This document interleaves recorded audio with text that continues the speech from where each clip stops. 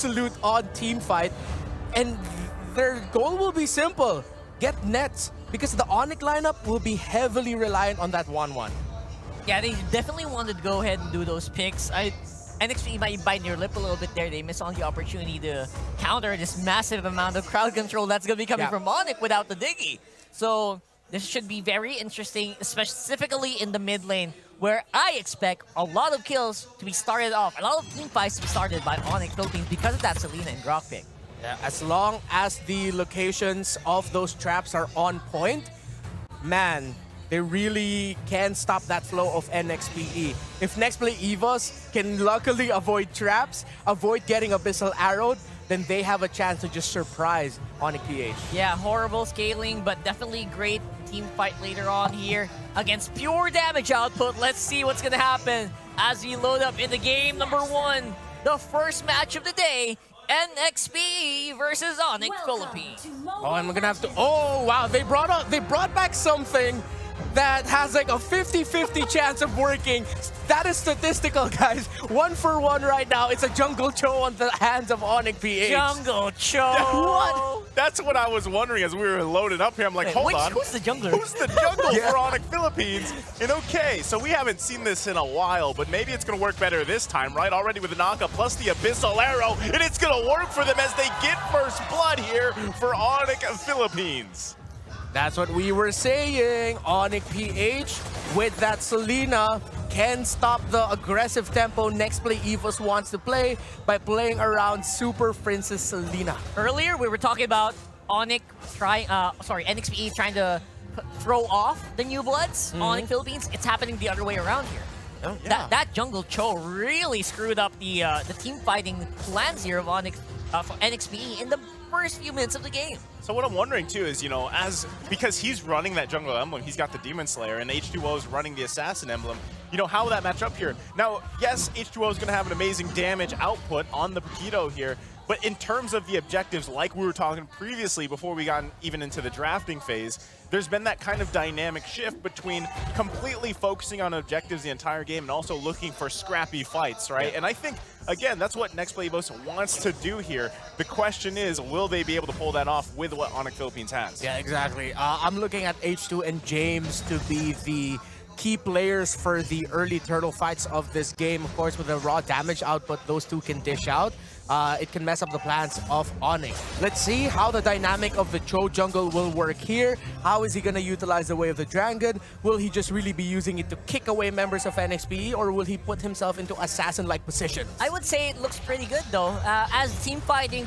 goes level 4, you don't want to go against a Cho, but... Okay, he's going to miss the knockup. He actually used the Retribution as well, trying to focus on James here. So they should have the information of this because H2O still has his Retribution for this first turtle of the game. They're going to spot out Rapidude here. Gets the enhanced chains knocked up there. There's going to be the flicker of the wild charge combo, but no kill just yet. Rapidude still up. Let's see if they can actually focus on the turtle. Abyssal Arrow not going to land it. There's the chains. Yelly Hayes grabbed a kill for himself. Plus the turtle over here to Nxp Evos. They're going to be happy with that, an objective and a kill. H2 and James putting themselves in great positions for that turtle, but of course the play there of Yelly Hayes to commit on taking out the tank of Onic PH. Rapidude, you saw what he was trying to do. He wanted to land that ultimate right on the edge of that turtle pit so that you get the longer stun and more damage onto H2, but he missed it by, you can't see me put my fingers close together, that much. A little bit. Just by that much. And basically it's becoming really, really scary here for Nxp to take the team fights as well, if you think about it, because of the Cho, but man, the arrows aren't really hitting their marks as much as I thought they should. They're playing, surprisingly, Onic is playing a little passive, but you know what you have to think about is, you gotta think about who gets more assists, Super Friends or Mycophobia. You got a chance to win that, just type it in on the bottom with hashtag Samson Awesome always wins. Okay, well, I mean, as you're joining the value prediction here, give it a go because this is going to be quite the matchup. As we're seeing a lot of these initiations coming out, whether that's going to be from Sensui or even those Abyssal Arrows like you mentioned, they're not exactly finding the targets just yet. Not yet, but it's kind of the same thing when there's a Franco across the board. You can miss all the Abyssal Arrows in the world, but if you land one that really counts at some point in the game, it could turn the tide here. A little bit different than Hook, but could still be the same effect. Yeah, speaking of turning the tide here, H2 the early game for a Paquito, he already has the item he needs. He already picked up the Hunter Strike. That's all you need. Really, when you're an Assassin Emblem Paquito, when you have the Hunter Strike, you're good. You're happy with the damage output you can dish out. So, as expected, they're going to go for an aggressive play up top. Mycophobia leaving the charge here against Ryota, his former teammate. Is he going to be able to survive? Ryota moves and grooves. Still able to survive for now. Now Sensui joining the party. Rapidu just around the corner too. Mycophobia's got to be careful here. Not sure if they want to commit, but that's going to be a disengage from Onic Philippines. Now Turtle comes up side of the map. All right, so we're seeing a little bit of an oopsie here, right? where we're seeing a lot of the crowd controls not really hitting their mark. It's showing, you know, the little bit of what do you call that? Nerves coming in maybe for Onic Philippines, Raptor. Oh, nerves, maybe? Not really. I think it looks more like great response, and that's a great movement there in the mid. That's going to be a total combination here. Wait, the Dragon follows up on it. They find the kill on Yelly Hayes. Onic Philippines going to find one. It gets the numbers advantage. The Missile Arrow's going to land here. Quite low. Rapidu flickers out. Still going to be alive, though. And now the 2 versus 1 in the mid. Meanwhile, the turret at bottom gets taken out. Actually, at top gets taken out by James. So once again, they're happy with the objective. Now Nxp Evos are focusing on the next one, looking to grab their second turtle of the game. And that's where you see, again, the difference in damage output, the raw damage output that NXP can dish out with a Hunter Strike there on the Paquito, and of course a Hunter Strike as well. That was for the Dairoth. That was the first item that James built up.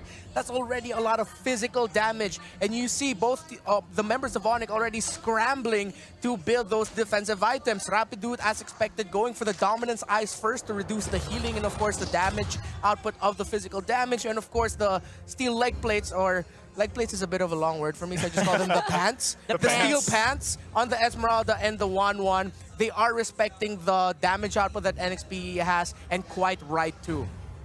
Donut locking in the Blade of Despair as well. Seems to be very, very ready to go for fights here. Wow. You see that?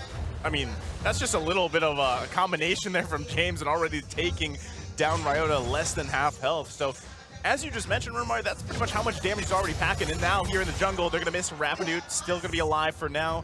But we see a lot of these, I don't want to say it's forced, right? But Nxp Evos is pretty much matching Onic Philippines in terms of, we want to find a pick. We have the tools for it, but unfortunately, they haven't been able to find all the ones they want to. Despite still having this 1.5k gold lead, a lot of that, once again, has to do with the objective advantage that they have right now, which is kind of crazy considering that H2O is running the Assassin Emblem. Yeah, in fairness, I mean, H2O has been foregoing some of the early initiates just to farm up. Yeah. He really wanted to go for those Hunter Strikes. He wants to get more damage after the Hunter Strike, which it will compound to the Assassin Emblem that he is using. So, if you notice, H2O is going in the last second. Yeah. Oh, there's going to be the combination of CC, but Mycophobia going to be just fine. The most tanky hero here. Conceal going to commit, but just going to focus on that turret. They need to get another objective for Nxp Evos. Yeah.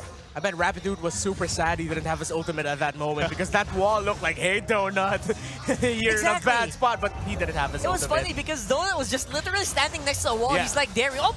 Way of the Dragon plus the arrow, the combination. You can't escape it. Mycophobia plus the crossbow of Tang. Double kill for Nets, now working on James. The flicker comes out. He tried to get the Vism strike off, but he couldn't get it. And another kill going from the hands of Onic Philippines. They're happy with that, but the return coming from Nxp Evos. H2O popping the damage, but he's going to get stunned. Knocked up here by Rapidu. Here comes Ryota with a falling Star Moon, trying to help Super Fritz out as he takes down H2O. Onic Philippines throwing it in their favor. Great mechanical counter by Onic PH. Could have gotten worse after NXP decided to respond in the initial pickoffs in mid, but Onic stuck to their guts, stuck to their cards. That was a great ultimate by Rapidu to knock up H2, opening up the response by Ryota to enter, but of course it all started with the rest of Onic telling Nets, hey, it's time to get you in the kill board. 2 kills there for the 1-1. Yes, it's a risky lineup in the sense that the 1-1 is the main factor, the main key of this lineup, but when you make things like that happen, it will work.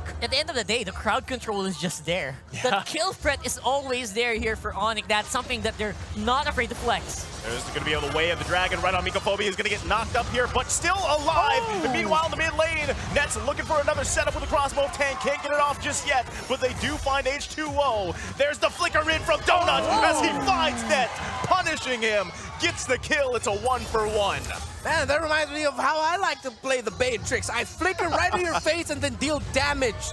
and then die. But Donut didn't die there. That's why he's a pro. And this is not unprecedented. Donut has been doing this flicker in with the Bitrix a lot in the season so far. Well, Ryota should be fine there, but this is what we're seeing actually. Like I said, despite Yelly Hayes being, you know, he's died 3 times, but he's actually doing quite a good job at finding the chains, right? Getting the chains. Yeah, he's literally just tossing chains out there, and if it's not him, Mycophobia is there to help kind of put out that CC. But notice the gold lead. It's kind of diminished a little bit here, right? The kill, obviously advantage over on the side of Onic Philippines, but Nxp Evos still could actually match these team fights. That's one thing for sure, because the goal is pretty even across the board. But what we're seeing, obviously, is NXP having a hard time surviving against Onic right now. True, with all the crowd control that Onic has, Onic is sidestepping really well, and so far, my personal star of this game for Onic is Rapidude. He's had 2 ultimate knockups that have been absolutely clutch in making sure Onic would win team fights, and there's a knockup already coming in by Sensui. Be the way of the dragon. Sensui finds Mycophobia. He's still alive for now, but until he goes down by Nets. Lord's still going to be worked on here. Finally secured by Sensui. There's going to be the wild charge. Nets looking for the crossbow of Tang. Gets it off. He finds Donut. Gets another one as James falls. And they're happy with that. The Lord plus the 3 kills. Onic of Philippines could be looking for another one here. Yelly Hayes going to get crashed down on. Abyssal Arrow does not find its mark. They might still be looking for a play here as Ryota goes deep in. And now the tier 1 turret for the taking. Hayes is trying to run. Can he get away? Ryota's gonna dive under tower with him, and he gets down the Julian. Yelly Hayes taken out. Onic have full control of this match with a massive gold lead again. It's control versus damage, and control is winning things out right now. Beautifully decisive. That is Onic Philippines right now. They do not feel like the rookies in this game, and they are flexing every single lane that they can. Man, like you said, this is Renmar pointed out Rapidude, and it's definite, right? He's MVP just showing, performance, yeah. This Grok pick here, very, very valuable. And I know that Leo mentioned in the panel, you know, they went with Atlas a lot, but I think this Grok works so well. There's the combo. Beautiful. The flicker in with the wild charge, followed by the crossbow of Tang. Nets just profiting off that as he's on a killing spree. H2O finds a kill for himself, but has to retreat. Lord's still gonna be working on the turret here. Super Friends pop the Abyssal Arrow, and they hold on to the turret in the base for Nxp Evos. So they're happy with that. Onic Philippines loses 2, but it's 2 for 2 trade across the board. As the kids say, that entry by the Grok was hype AF. But NXP responded incredibly well. You cannot deny that. It could have been absolutely terrible, the outcome of that, but they only lost 2. They miraculously held on to that inhibitor or that base turret up top, but that's just like 1 poke away from going down. But still, Nxp Evos, a great response from what was a great initiation by Onic. As we look at the gold right now, Nets and Donut incredibly close. This is the great news for NXPE. Despite the massive lead that Onic has at this point at 4K, Donut is just roughly around 800 gold of a deficit behind Nets' 1-1. I have to say, it's actually difficult for NXP to start these fights because Yelly Hayes is a little behind. From experience, I can tell you, as a Julian, if you don't scale early, it is difficult to start off your team. You don't have that confidence that you would normally have or normally need to pull off those big enhanced chains. So, regardless of that, NXP is still definitely in the game, like you said. I think they're having a hard time, too, at this point, just finding Nets, right? Yes, because, or even Super Prince, because Super Prince is just chilling in the back. He's literally just sitting in the back, popping off those arrows, and, you know, letting the rest do the work here. Because how do you even get to Nets? Like, a 1-1 is already hard enough to catch, right? But when you have all the CC being thrown at you to deal with, it's even harder. So that is one of the biggest obstacles here for Nxp Evos, is getting that biggest damage output out from Nets, but you can't find it. But you have to remember, the scaling here for Onic is a little horrible compared to NXP. Exactly. So they are on the timer here. Yeah, a definite timer, but again, if Onic can really just get those timings off of that 1-1 and Nets can stay alive, they have it. But that's the tremendous point you brought up there. NXP have way more options compared to Onic right now, despite them having this lead. So if NXPE turn it around, if they somehow, and that is the biggest question there, somehow if they can get the Nets, burst him down, they will definitely be able to turn the team fight around. But they have to pick off that 1-1 early. True. They don't even need a lead. They just need to equalize here at this point. Yes. And they should be in a good spot. But again, Onic is making a statement here. you can't even go out of your base. And Nxp is very well aware. I think the biggest factor for both teams, I mean, maybe not so much for Onic Philippines, but especially for Nxp Evos, is getting Nets to burn that Wind of Nature, right? Because even if you make the initiation, let's say it's Yelly Haze that gets a knockup, let's say it's Mycophobia, and he buys time, then that allows Onic Philippines to respond and counter that initiation. So they have to be mindful of that, work around that. And I think we're going to see it here as once again they're on the defensive as Lord also marches up top. Yeah, Immortality already there for Sensui and for Rapidude as well. Let's see if Onic will go for an aggressive entry, but they're waiting for that Lord. NXP, they're going to have their work cut out against them. Onyx really, really close. What's going to happen here? Base going to be completely exposed here now as this Lord's going to go ahead and march in for this last turret. Didn't even need it. The powered up minions grab that one, so here we go. Nxp Evos has to defend, but the Flicker Wild Charge comes in, and there's the damage from Nets as he gets the crossbow of Tang off again, getting the double, making the triple, and the base falls here. Onic Philippines taking game number 1. Decisive and precise Onic Philippines did not fail.